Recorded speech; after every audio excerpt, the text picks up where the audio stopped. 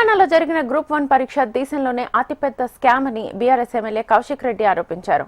ఒక వరుసలో hall ticket ఉంటే 654 మందికి, మరో వరుసలో హాల్ టికెట్ నెంబర్ ఉండే 702 మంది అభ్యర్థులకు ఒక్కటే మార్కులు వచ్చాయన్నారు. ఇది ఎలా సాధ్యమని ప్రశ్నించారు. బీజేపీ నాయకులకు తెలంగాణ యువత పట్ల చిత్తశుద్ధి ఉంటే వెంటనే గ్రూప్ 1 పరీక్షల స్కామ్ పై సిబిఐ విచారణ జరిపించాలని డిమాండ్ చేశారు.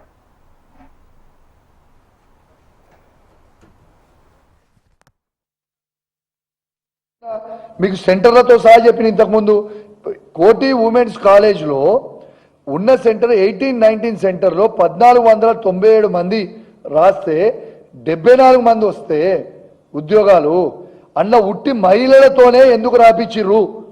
అలా పురుషులు అబ్బాయిలు ఎందుకు లేరు? What is the interest? ఏ సెంటర్లైనా అబ్బాయిలు అమ్మాయిలు కలిసి రాస్తారు. What is the interest? ఇది పెద్ద స్కామ్ భయ్. వాళ్ళు రెడీ అవుట్ అయింది. This is a scam. ఇది మొత్తం క్యాన్సిల్ చేయాలంటున్నాను నేను.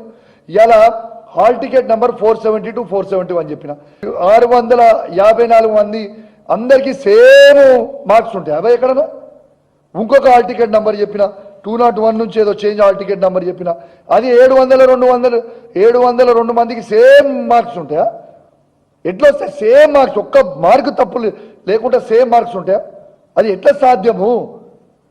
ఇది 100% this is the biggest scam in Telangana. 100% ఇది ఖచ్చితంగా రద్దు చేయాలి. దీని మీద జ్యుడిషియరీ ఎంక్వైరీ అయినా చేయాలి, లేకుంటే సిబిఐ ఎంక్వైరీ అయినా చేయాలి. కేంద్ర హోంమంత్రి ఈ రాష్ట్రం నుంచే ఉన్నారు బండి సంజయ్ గారు. మీ బీజేపీ పార్టీకి చిత్తశుద్ధి ఉంటే దీని మీద సిబిఐ ఎంక్వైరీ అయ్యానంటున్నా నేను.